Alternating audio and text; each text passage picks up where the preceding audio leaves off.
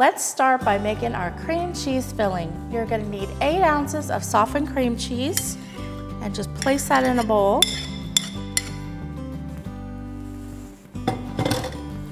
A 1/4 cup of granulated sugar, 1 egg yolk.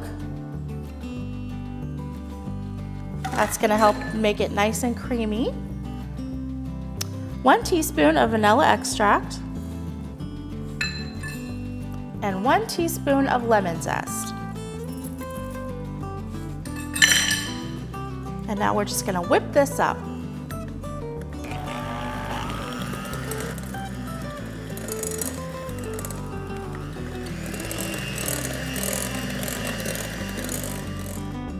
We're gonna be using some frozen puff pastry. This is Pepperidge Farm. You can buy it where the ice cream and the pie shells are in the freezer section.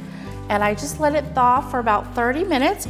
And now this is gonna make 12 pastries. There's 2 sheets.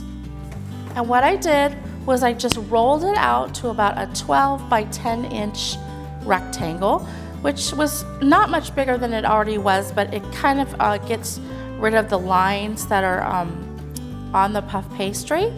And then what we're gonna do is we're gonna cut it down the middle.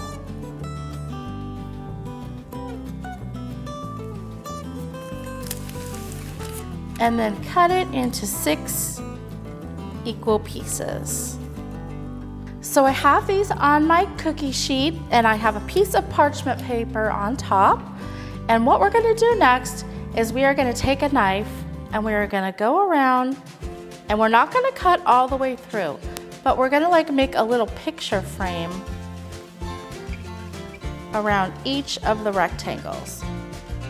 And this is gonna help hold in our filling. Now just make sure you don't cut all the way down. And now we're gonna place about a scant tablespoon full of the cheesecake mixture in the center of each one.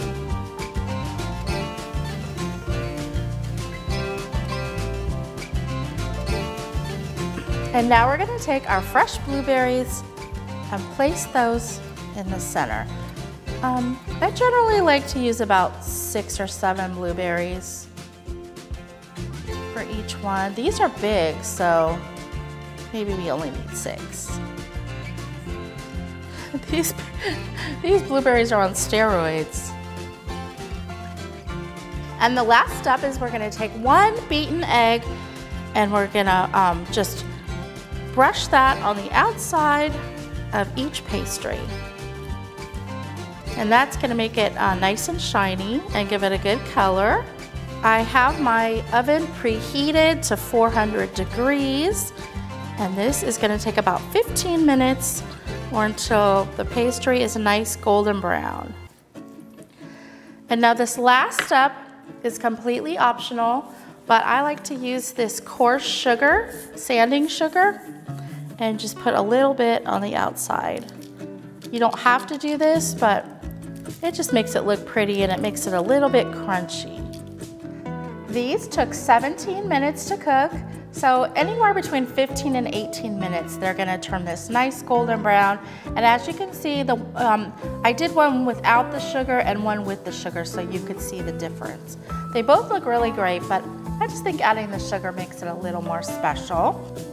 Now for the last step, you're just gonna take about 2 tablespoons of fresh squeezed lemon juice and about a 1/4 cup of powdered sugar and make it into a smooth, thin glaze.